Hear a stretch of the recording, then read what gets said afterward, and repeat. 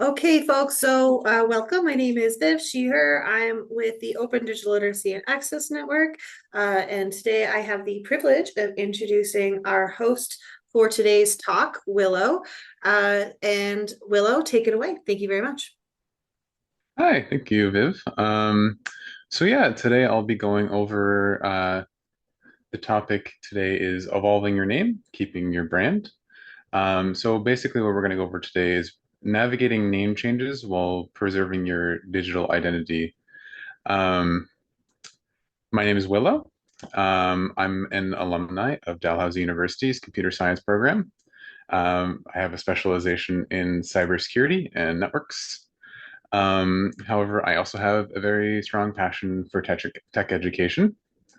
Um, as part of my experience, I understand the permanence of the internet, and using my expertise as a computer science student and a trans woman, I hope to inform all of you on how to best navigate the web when it comes to changing your name. So let's see. A little bit about ODLAN. ODLAN is the Open Digital Literacy and Access Network.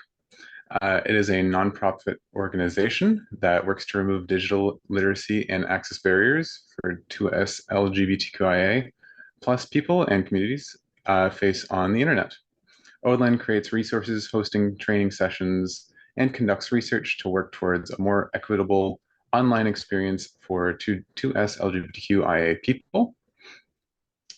Um, and for the land acknowledgement.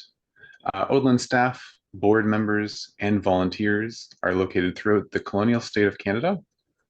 The area we primarily work, known as Toronto, has been cared for by the Anishinaabe Nation, the Haudenosaunee Confederacy, and the Huron-Wendat. It is now home to many First Nation, Inuit, and Métis communities.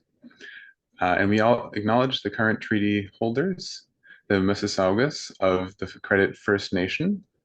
This territory is subject of the Dish with One Spoon, One Put Belt Covenant, an agreement to peaceably share and care for the Great Lakes region. So today, our agenda is going to be basically me explaining um, my general strategy that we've designed on how to best plan for and implement a name change on the internet. So it's going to be a couple steps, five in total. First one is going to be gathering all your information together to get you prepped. The second one will be planning your best strategy for how you want to go about that name change. The third will be implementing. The fourth will be kind of cleaning up any sort of legacy content that might be out there currently. And finally, I'll be going over some other tools that might help you along your journey. All right. So a big thing is that we're going to be exploring the idea of personal change with professional equity. So with that is when I say professional equity, I mean like your reputation, essentially. Um, so the main conflict we have that's going to be that kind of inspired this whole presentation is that for many of us, we've spent years building a reputation, a network, and a digital footprint online. Many networking events, publications, um, time spent through volunteer, and like our digital footprint grows day by day on the internet.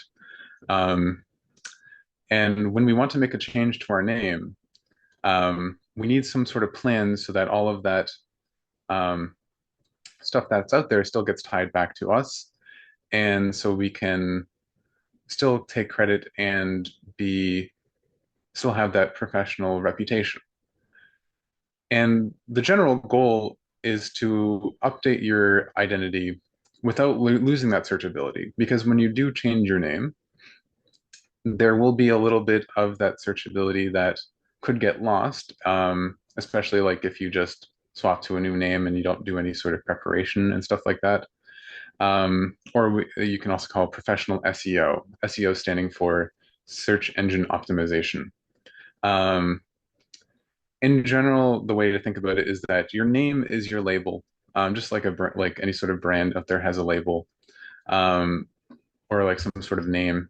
But the brand is the value you provide as an individual, and the brand that you have will continue to stay the same even if the label changes. So the first thing to go over is gathering. So through gathering, we're going to see what makes up your online identity and what makes up your landscape online for yourself.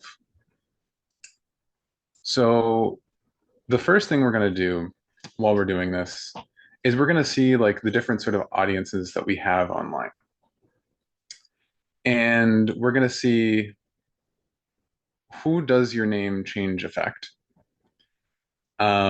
So here we have some examples of like have, who you want to be in which audience. Um, so like our first example we have here is your old name is 100% dead, no turning back. So this could be like you went through a legal name change, you like took the plunge and you just want everybody to know you as your new name and you just want your old name to be 100% dead. And that is 100% valid. Second option we have here is your old name is still used in professional spaces, but new name is used in personal spaces. Um, and this is like a very popular option. Like I used this when I was first coming out because I didn't yet feel comfortable using it in my new name in professional spaces. Um, and especially those who maybe don't feel quite as comfortable changing over in the professional space. Having like recognizing that there will be a difference between what your personal life will look like versus your professional life will look like. Um, and it doesn't have to always stay the same. It can be a gradual change over time.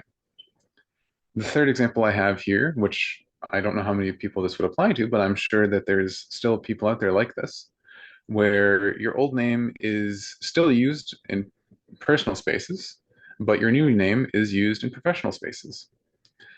So this could be maybe someone who doesn't have like friends and family that they feel comfortable coming out to, but the way that they want to come out is through a professional space, and that's where they'd rather explore like having a new name.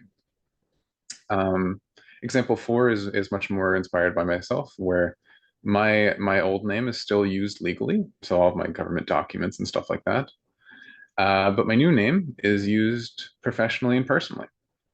Um, And generally going through these examples is trying to get you to start to think about the different audiences in your life. So trying to think of the group that your name change doesn't affect versus the group of people that does affect.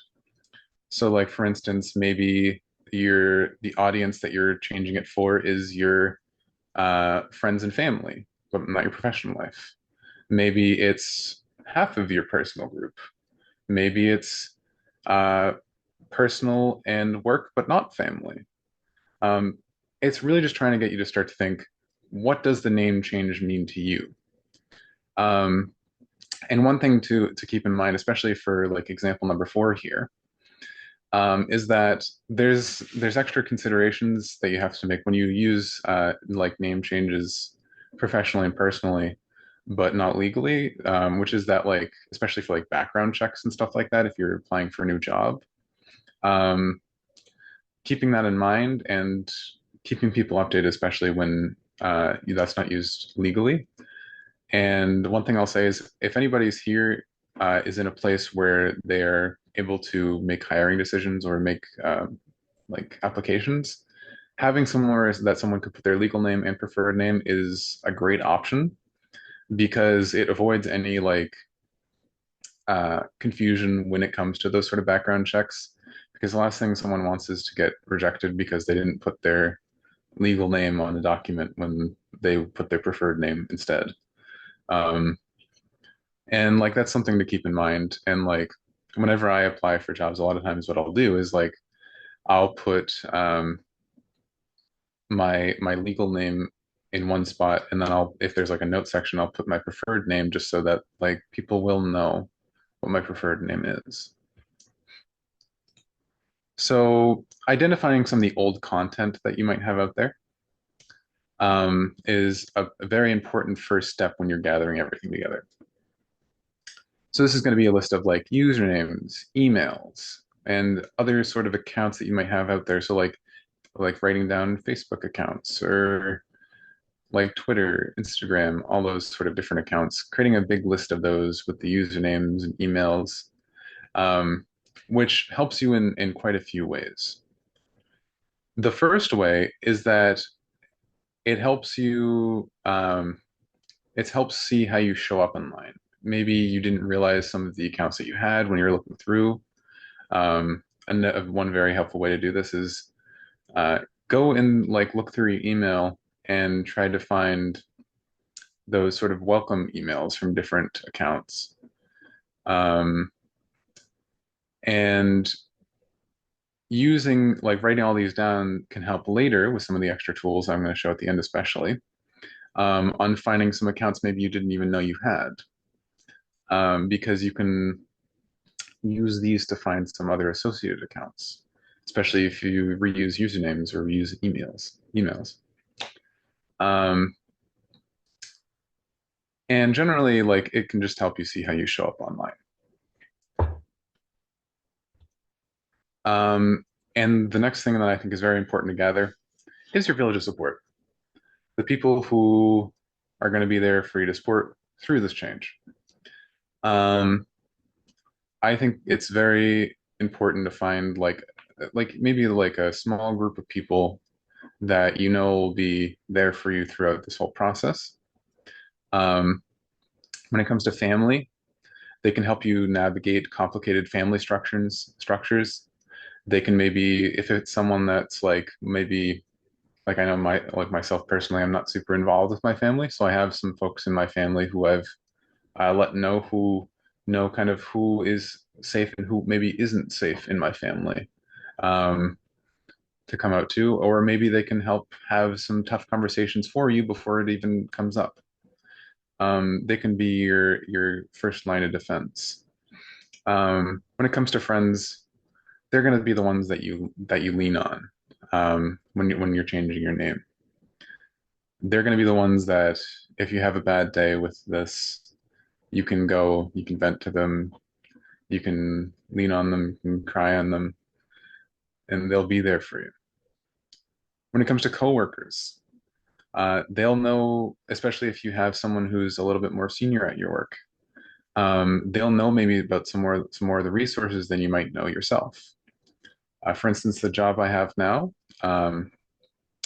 when I was in training, I actually got to be a good friend with my trainer, um, and she very much helped me became friends, and because I applied through my legal name, but got my preferred name when I ended up working there, uh, they still gave me originally an email with my old name. And the big thing is that they helped me contact the IT team and figure out who to actually contact in order to get a lot of that stuff changed over. So having that person who's in your corner to help navigate those resources is hugely important. Um, and if you don't have someone, another person you can go to is like HR is another great resource for you. Um, and another person in my life that I didn't list here who has helped me a lot with this is my therapist.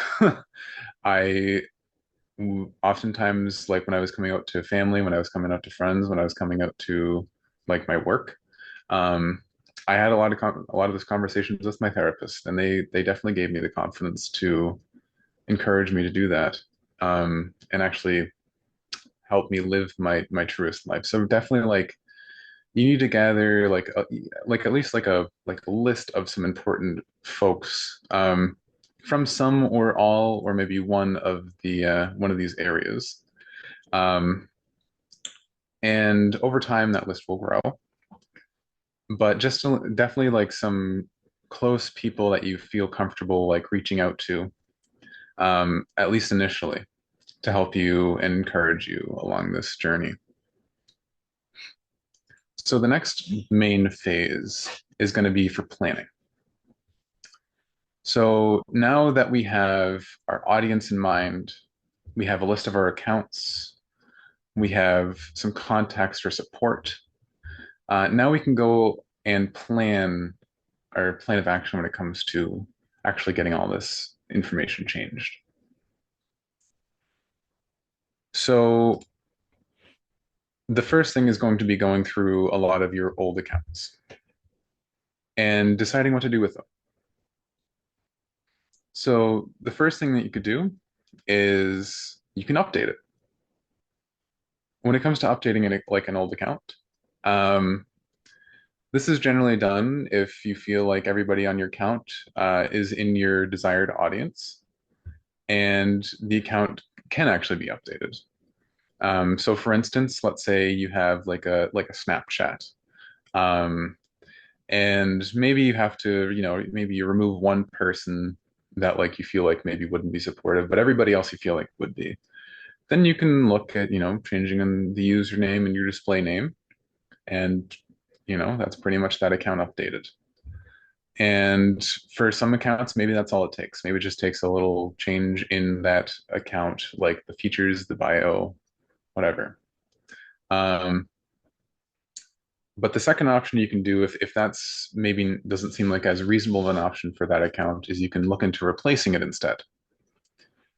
This is one I've used a fair amount, especially because I have a lot more nuance when it comes to my audience. Um, so since not everybody is on all my accounts needs to know, a lot of times what I do is I'll either delete the old account and make a new account and invite some select people into that new account. Or another way, if I don't want to be as noticeable about it, what I do is I did this with my Instagram actually. I have an old account that I basically just abandoned, um, and then I just made a new account that I have completely separate, that I have privated. Um, and that's very helpful because now it kind of appears to the people that were on the old account that I just maybe, I stopped using my Instagram and I'm just not very active. And the nice thing too is that like if you have both signed in, if someone does message you on your old Instagram, and I think this is true with like some other social medias as well, then you'll still get an update on your new one, and you can see that someone had messaged you on your old account, and you can still respond. So to them, yeah, it just appears like, you just got less active in posting. Um, and it allows you to basically have a more subtle approach to replacing your social media. And finally, deleting. Um, I know that I definitely have some accounts that I definitely don't need, and they definitely could get deleted. Um, and there's been some that I have deleted as well. And I mean, if we're going through all your social media accounts, now is a good time to delete some of those old ones. You don't need them to track you. You don't need them to look at what you're doing.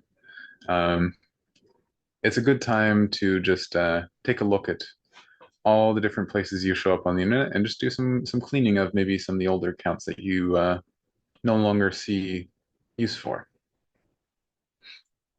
And then we have some professional naming convention options. So the first one we were calling the full switch, which is basically you're using your new chosen name exclusively. So maybe you make a post and you're like, hey, I'm going by this name now. Um, and basically that's going to be it. Um, maybe you have a professional alias and that's like your old name is your professional alias. And if you're happy with that and you just want to have that be your alias while you're working or whatever, that's totally fine. It's totally valid. And that's a fine option. Like there's plenty of people out there, um, like where they basically, they go by one thing in their email signature and then a lot of people call them a different name. Like, nicknames is a pretty common thing that happens with, and I don't see why like your new name can't be any different if that's like something that you're comfortable with. Um, Even if it's just for now. Because all of this is fluid and this all is part of your own journey. So all of this, you can go through this whole name change many times as your audience grows and shifts over time. And finally, we have the hybrid, which is basically kind of recognizing the name change and doing it more gradually, and maybe a little bit more subtly. And it's basically a joint of the two names for a temporary period of time. And we have some approaches.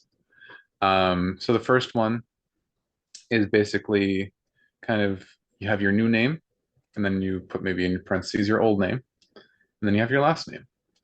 And this could be like that you formally went by this old name, and now you have this new name that you want people to go like to call you by, and that's like a great way to do it. Another way you could do it is uh, what I liked how Viv put it. She called it the middle name pivot, um, and or the shy hybrid, which is basically you can have basically your new name essentially act as if like some people put their middle name in parentheses in between. That's a totally fine way to transition. Um, and there are many others. You could have like formerly. You could have um, you could genuinely you don't even have to have the parentheses. You could do really whatever you want. It's the time to be creative. As long as it's professional, have fun with it. Be creative. And just know it's not permanent. This is a transitionary period. This is a time where if you're open to it and you have like these hybrid approaches, it might cause some questions. But I think anybody out there with those questions is doing it out of curiosity and not anything malicious. Um, I through my whole process of this, like everything, and I I answer the phone for a living essentially right now. And I introduce myself every single time as Willow, and no one has ever been mean to me about it. And I answer 20 calls a day, 100 calls a week, and I've been doing that for a little bit now. And everybody, I think the most that I ever get a comment on is someone will say, "Oh, that's a beautiful name." No one's gonna be mean about it. And if they are, then they don't deserve to be talking to you. Um, so yeah, it's not permanent, and I found that everybody so far has been very nice about it. And I deal with the public for a living, and everybody's been nice about it. So that says something. Um, so finally, we're going to get into like some of the implementation of everything because now we have a plan for what to do with our accounts. We gathered all the information, we made a plan with what we want to do with that information. Um, and this is, to be honest, like especially if you're doing it for the first time, it can be scary, and that's totally understandable. Now's a great time to, especially to talk with that village of support that you've built from the previous steps to get your confidence up. And trust me, everybody like in your village of support, they're going to be wanting you to live your best life, and they'll encourage you and rely on them and like lean on them and like have them be part of that transition.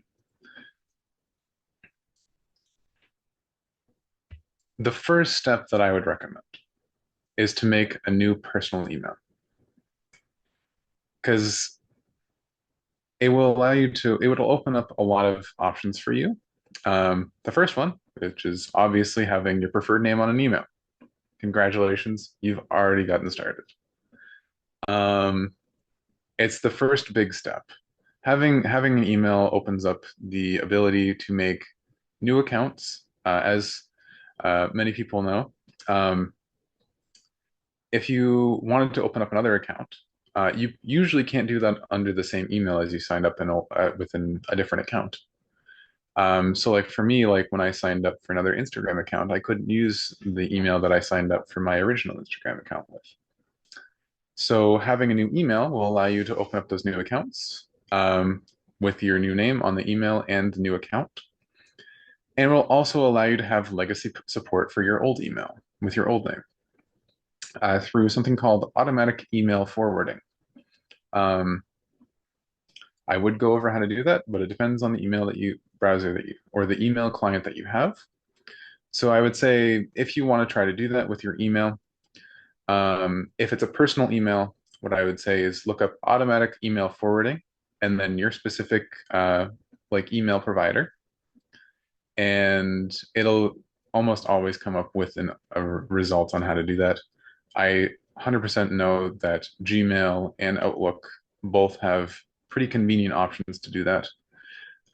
If you're trying to do that at a workplace, you might have to contact your IT people, but it's still definitely going to be possible.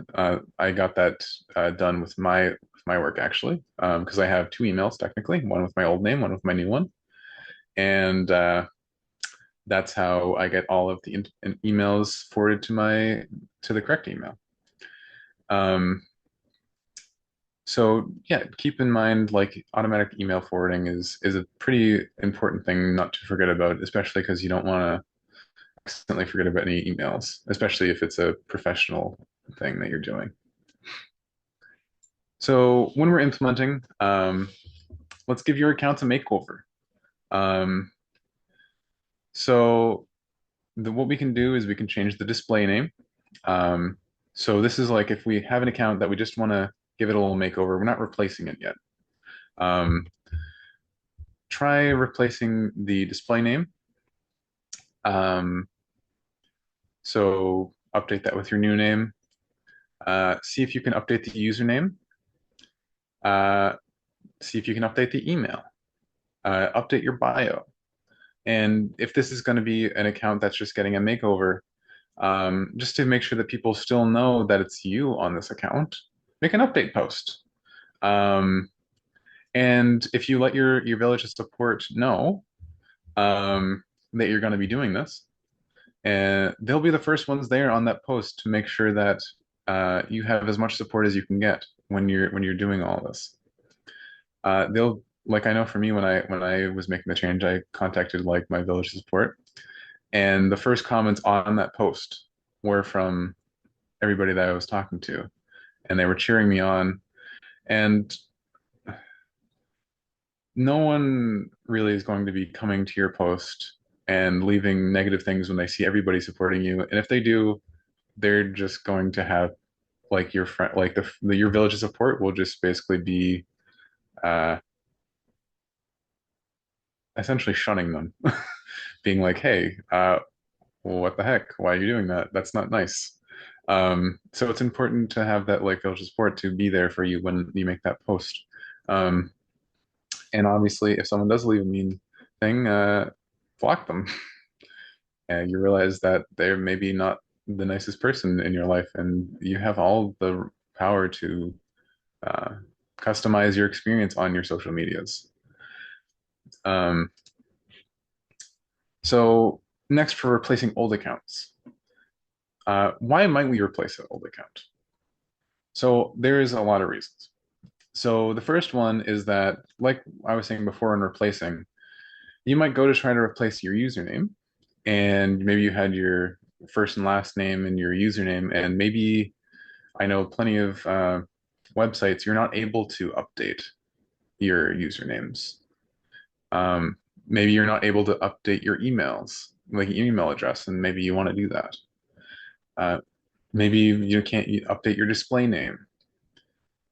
That can be important, like, and might prevent you from, if you're unable to change some of those things, those would be important to keep in mind for, um, like, maybe to do a replacement instead of just an update. Um, Another way, which is like this second one definitely applies to me, is like you maybe don't want to let everybody know on that account. So you can replace it with a new account that you only let certain people have access to that you trust. And at the end of the day, like if you don't let everybody over right away, you can always let them over later. Like let's say like you just want it to be your close group of friends at first, just while you're feeling things out. Um, like when I was like still unsure at first, like I let a very select few into that new account and kind of test it, like treated it like a testing ground. Like I still wasn't sure yet. Um, and it still is like a nice spot to have everything be a little fluid still while you're still figuring stuff out. Um, so it's nice to have kind of that ability to regulate how many people come into that new account. And finally, like maybe you just want to keep clean break from that old account. Maybe you have your embarrassing like 2012 pictures of you as a kid that you're just like, I just want that gone. Couldn't be me. No, it definitely could. So maybe you just want a fresh start. Um, and that's completely valid. I know that I wish on some of the accounts that I have now that I just went and replaced it because I had some cringy stuff on there that I had to delete, and having to go through and look at all the cringy stuff again to delete it was a fun time. Um, so some more things to keep in mind when you're replacing the old accounts is um, when you're creating the new account, use your new email. You just made it, might as well. Um, and something to keep in mind when you're creating some new accounts is it'll usually let you do this. And one thing I've been doing a lot lately is you can do this thing with a lot of current email providers where you have your email, like I'm going to use like myself as an example. So let's say I had Willow Lynch at gmail.com. One thing I could do is let's say I'm signing up for Facebook. I could do Willow Lynch plus Facebook at gmail.com. The emails will still go to my proper email, but it basically gets forwarded from that plus Facebook. Um, and when it gets any emails get sent to me, it'll have that plus Facebook at the end of my Willow Lynch, which is very nice to keep track of who the emails are coming from, especially if you're signing up for something that you're maybe less sure about. Um, if you see any sort of scam emails pop up, or you see that your email shows up somewhere, you know who gave it out.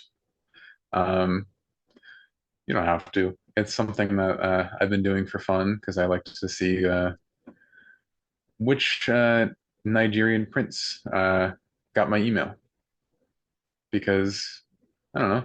I want to see who gave me that great opportunity. Um, Another thing to keep in mind is review the privacy settings of your new accounts. Um, I personally would recommend making, if you have like new accounts, especially if you have kind of a like an audience that is kind of mixed where you don't want everybody coming over from your old account, make it private. Um, See through the privacy settings what's public, what's private. Maybe have it so that um, like you can't get tagged in someone else's photo, stuff like that. There's a lot of privacy settings that can help like very much like customize your experience on that social media to make it as personable and also as private as you'd like it to be. Um, so another thing to keep in mind is that on a lot of websites, profile pictures, bios, and display names are oftentimes public. So try using a generic bio and like maybe just your first name in your display name. And for your profile picture, one thing I love to do is anybody who knows about the website Picrew, Picrew, you can create little avatars pretty easily, and artists will upload like little characters that you can customize to make it look like yourself. And I do that for a lot of my profiles because um, it's fun to make something that looks like you, but you know, for the average passerby, maybe they don't recognize it. And it can't be necessarily linked to you via like reverse image search or anything like that. So that can be very nice. And finally, if when you're trying to like replace some of those older accounts, if you see no use for the account anymore, you can feel free to just delete it. Or just to leave it hanging if you want to feel um, like you didn't disappear, maybe. Um, and if you do delete it and you're like unsure about like if you definitely want to delete it or not, just remember you can always sign up for social media again. You don't have to make that decision right away. You can delete it and then come back at a later point and sign up with your new email again. But if you find no use for it, then and you don't sign up for it down the line, then you saved yourself some time. You saved yourself from having a bigger digital footprint, and you're on your way. Some other important changes is to just prep a quick note to all your important contacts um, before everything becomes public, so that they can be the first ones there to root you on. It's a great way to get that encouragement and to kind of if you're kind of teetering on the edge of doing it or not, and you do want to do it, it's a good way to like give yourself that extra courage and extra confidence to do it. Um, Another thing is contact your IT, your HR, and your insurance companies. Um, like if through your work. For IT, it gets all your accounts up to date. I'm in the IT world myself, or I'm hoping to get to there. I'm not right at the moment. And trust me, there's a lot of queer folks in the IT world, and everybody that I've interacted with in the IT world has been more than friendly. They'll be more than happy to help you with any sort of updates that you have. Um, and if they're not nice about it, then the next one, HR, is a great place to go. Um, they can help with any sort of relevant paperwork and will help you find relevant resources. And generally, like having them involved could be a good idea, especially if there's any anything in the future that might happen. They already know what's kind of going on, and having that already be something that you've had an open communication about can definitely help with explaining anything that might go on. But generally, like they're going to be there to help you find relevant paperwork. I know, oh, like there's more companies nowadays who have um, access to like a what's it called, like a queer support group. So maybe they have that and you didn't even know. Um, and generally, like I was coming on like rather new, and I was talking with a lot of IT and HR people when I was going through that, and they were more than helpful the whole time. And I know that it'll be a great way for you to be able to have that open communication and get a lot of those things changed over. Another great thing is if you have insurance for your employer, you can talk. It might be through your HR, it might be its own department. Um, See maybe like what sort of surgery stuff they might cover, or if there's any sort of additional gender affirming stuff that they cover. Like maybe they cover, I don't know, like facial, like the getting like laser hair removal. That's what I'm trying to say. Um, and feel free to like update your resume to match your new name when you're applying for jobs. Um, and also use your new email so you can be reached out to. Um, or one thing that I like to do sometimes, like especially if there's a spot for me to put my preferred name. If I have a spot for my preferred name, I'll have my resume tailored to be my preferred name. But if there's not, then my resume can be where I have my preferred name so that they can know what I prefer to go by, but they still have in their system my legal name. So it's a great way to have kind of the best of both worlds. So you can have your resume be where your preferred name. Um, and finally, practice introducing the new you.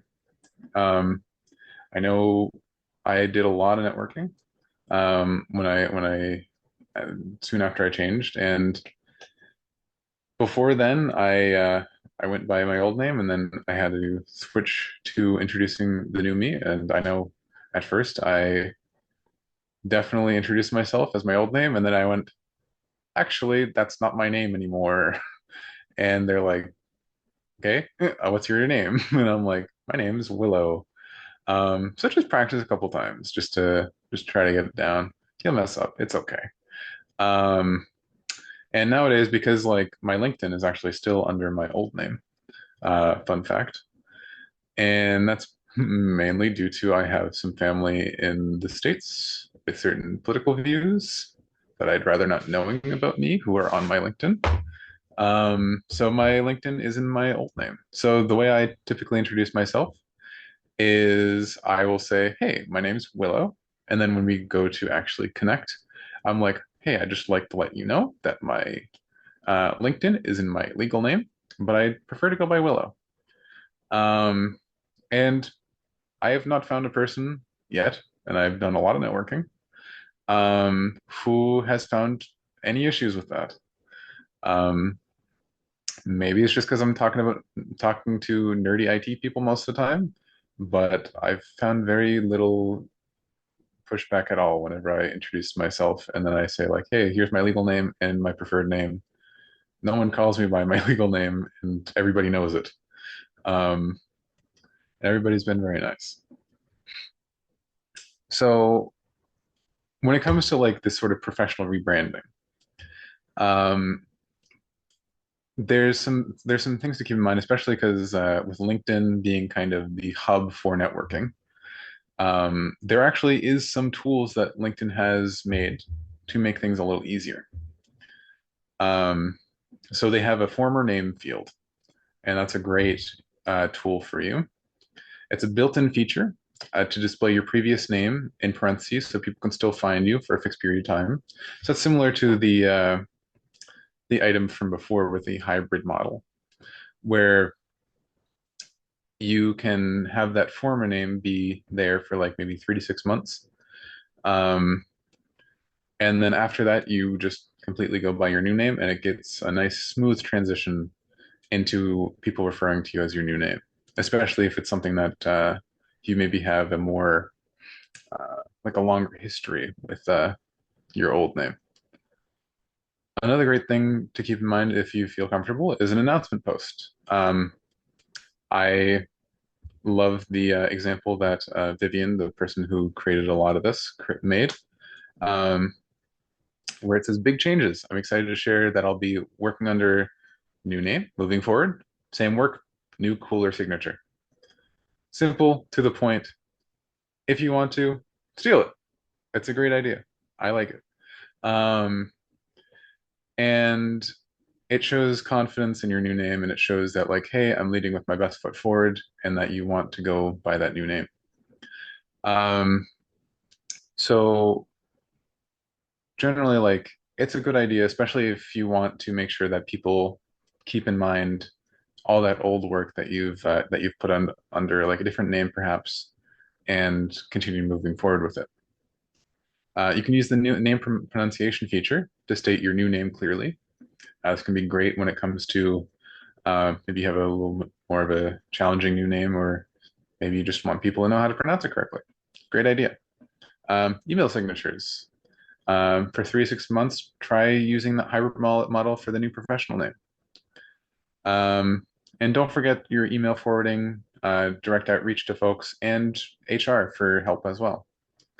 The email forwarding, especially in your workplace, to make sure that gets set up so you don't miss any emails for work. Important. Make sure you do it. A fun little fact is that I've done some other presentations where people knew me from my LinkedIn under my legal name. And the way that I typically introduce myself when I give presentations is that introduce myself as my old name, and the way that I tell people like my new name without like making it weird, I guess, is I'd be like, "Hey, my name is old name, but if you want to be my friend, call me Willow." Kind of sets the mood pretty easily, and people tend to want to call you Willow after that if they want to be my friend, that is. And if they don't want to be a friend, I don't know why they would come up to me after the presentation. I guess maybe to scold me. I don't know. Final big portion is going to be cleaning. So how do we handle some of the older content? As we know, not everything that ends up on the internet was made by ourselves. Um, and this is the portion that you can take as much or little time as you would like. Because if you don't mind if there's some stuff floating around with your old name, that's totally fine. Um, I figured that a lot of the folks that came to this presentation probably want to know how to remove some of that stuff, though. So definitely I'll go into that. Um, so the biggest thing that I love when it comes to finding old legacy content is Google Dorking, which is more than just a fun name. Um, so how Google Dorking works, it's on Google, of course, as per the name. Um, and there's some special operators that you can use. So the first one is the quotations operator. And how that works is that anything inside the quotations will be searched for exactly. So for instance, if I have in quotations first name and then quotations last name, it'll show all results that have exactly the first name and exactly the last name somewhere in the post. For the second example, it'll have the first name space last name exactly like that somewhere in the post. Um, and then for the third example here, you can have quotations your name, um, and then you can have a little minus sign, and then you can have an item to exclude. For instance, my old name was also the name of a very famous football player. And every single time I tried to look myself up, I would find this very famous football player. So what I did is I did minus football, and then I wouldn't find them anymore. It was great because I'm self-centered. um, and then, like, lastly, another thing is that if you're trying to find any results that are associated with a school or place or something like that, you can do quotations, your name, and then the place, school, etc. For some examples using myself, the first one would show results that have Willow somewhere in the post and then Lynch somewhere else in the post. The second one would be Willow space Lynch somewhere in the post, like in the Google result. Then we have Willow Lynch minus architecture. I was looking up my name earlier as an example, and I found an architecture spot.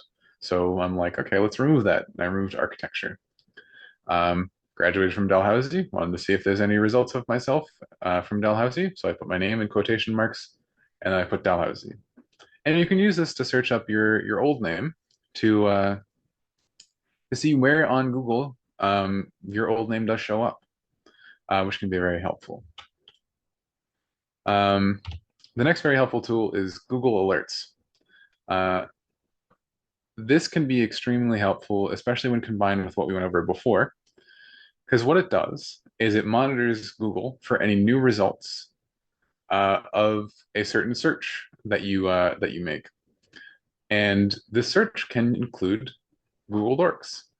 So, for instance, if you put a result of quotation your old name, like in quotations, like we did before, and then you put that as an alert, you would get a notification, which you can set to be like weekly, immediately, like whatever you want, of whenever there is a new result posted with your name, which can be very handy, especially if you have information that comes out about you. Um, or you just want to see when information comes out about you because you're like me. um, so next is on Google, if you are seeing some results, and this is like an example taken from our one of our very lovely people at ODLAN, Stephanie Johnson.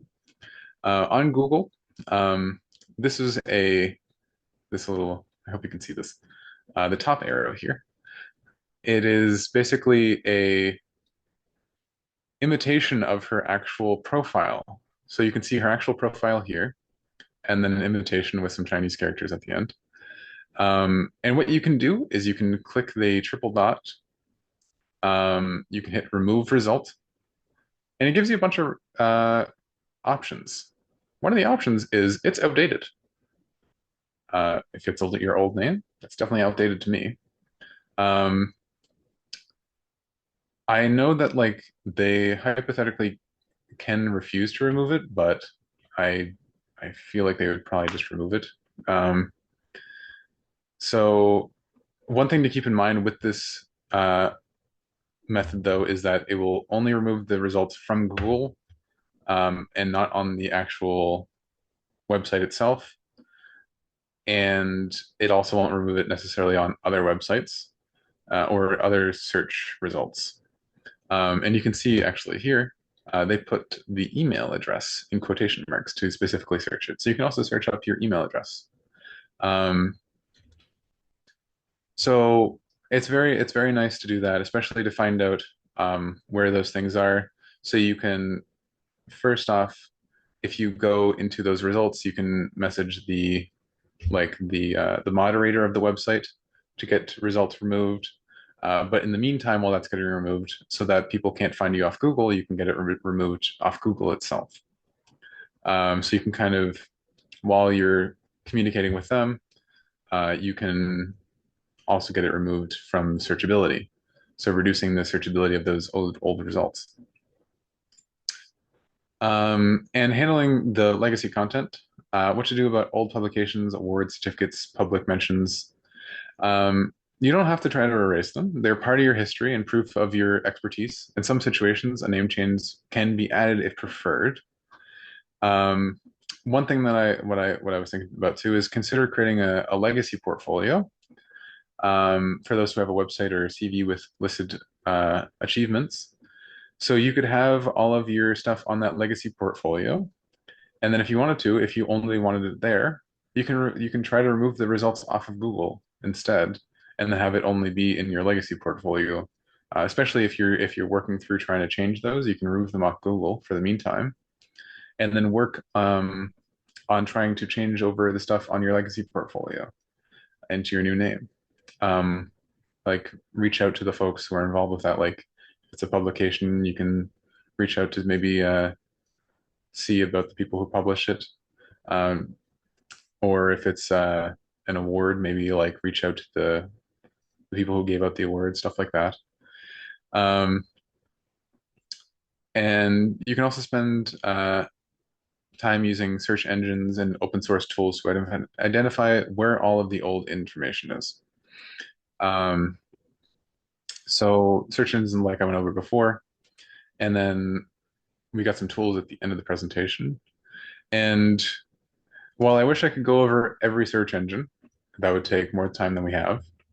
But there is various ways to remove things off of the different engines, and a lot of them will kind of index off of each other.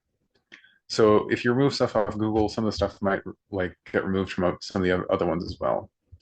And remember to conduct a reverse image search on your profile photos. So if you have like a profile that you've been using, do a reverse image search and see where else that shows up, which can help reveal some other accounts that maybe you forgot about.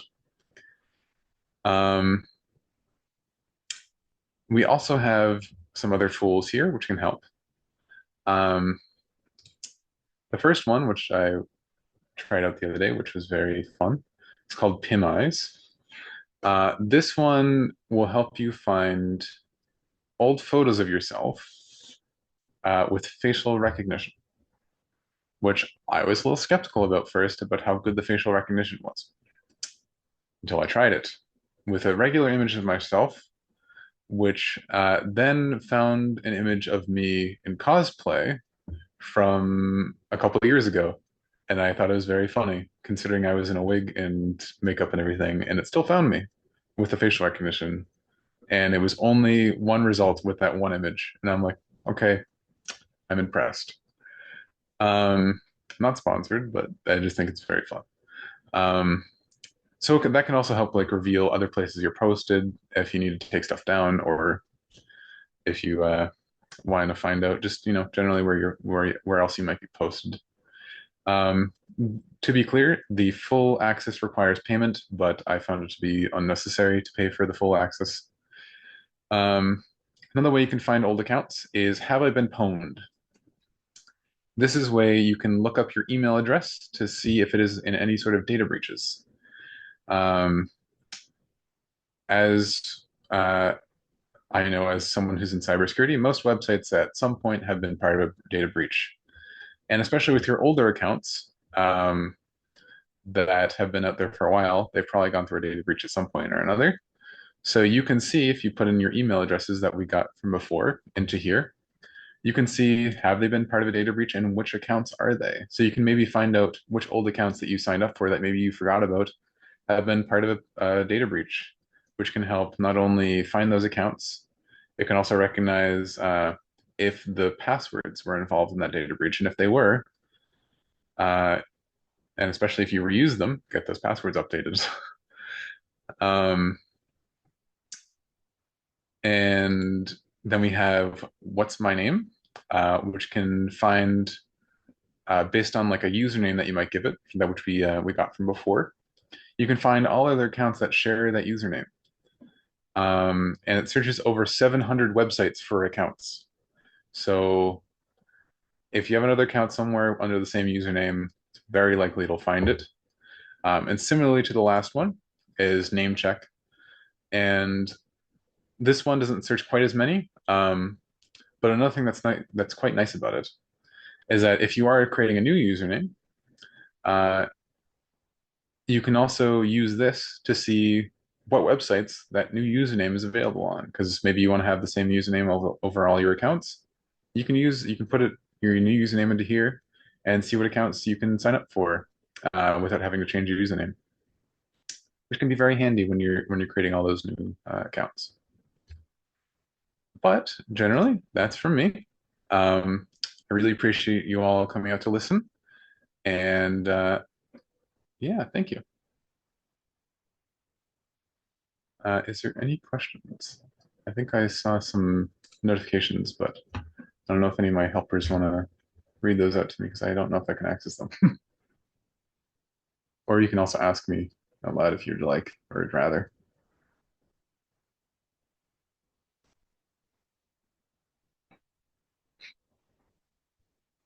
Willow, one question from Yes. earlier. Thank you, Yeah. by the way. That was really cool. Um, you mentioned that Thank you. you found a platform for finding like-minded folks while you were thinking about coming out. Uh, like a platform?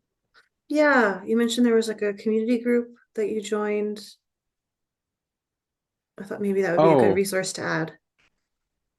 so I think I was saying I think that was that like when I was mentioning like resources that were like employment or was that like That was when you're building, gathering your community. okay, yeah. So um well I know like at least like I'm in Halifax, so we have some community groups here. Um I don't remember the names off the top of my head, but just see if there's any in your local area because I know most local areas will have some sort of like groups. I know there's one in Halifax on Facebook. I know many folks are from different areas. I would highly recommend, like, especially like if you have, like, if you're part of a university or at your work, like, see if there's any sort of groups in your local areas. Um, and maybe like find like some trusted folks in that group to see if they'd be willing to like chat with you while you're going through that. Especially some of the more experienced folks. I know they'll have plenty to say and they'll give some good advice. Perfect. Uh, Carrie's added one question we received in the registration process. Any advice for the academic publishing under prior name? I did find one answer for this, which I think is helpful. So for research publications, there's a website. I'll just put it down here again, under the ORC ID system. So for fellow nerds out there, if you're curious, you should register if you are a published author as a with your ORC ID, and that will have a option for you to change and then keep former names in your profile. So you can, if you change your name as multiple times, even it will maintain your records, and that will include all of your DOI links, and that is your digital object identifiers for the non-nerds in the room. But or the different nerds, I should say. We're all nerds. Yeah. Uh, Yeah, truthfully, I'm not published myself, so I don't know quite as much about that. Full disclosure. Um, but like definitely like I'd reach out to like even like if you can find like if you're like especially in a university setting, like find a I'd have to imagine most universities have some sort of like I know Dalhousie, they have a Dal Out program, which is for like queer folks. Um, See if anybody's in there is published and has gone through that and see like maybe how they went through that. Because like I said, I haven't personally, but I know there's plenty of people who have had to navigate that. Um, I would also add that you should reach out to your fellow librarians. Uh, Absolutely. Librarians are the wizards of knowledge, and if they don't know something, they will go and find out for you. Um, Absolutely. they are often extremely queer positive, almost enthusiastically so. So I Yeah. recommend talking to a librarian. I can do a lot of things when it comes to tech and finding stuff, but when it comes to like changing knowledge and finding knowledge, they are the wizards that I do not understand their ways. Uh, are there any other questions from the community here, or we can log off? But I want to make sure that we have some time available for folks to ask. I'm also assuming that if you send anything to ODLAN, it'll probably find its way to me.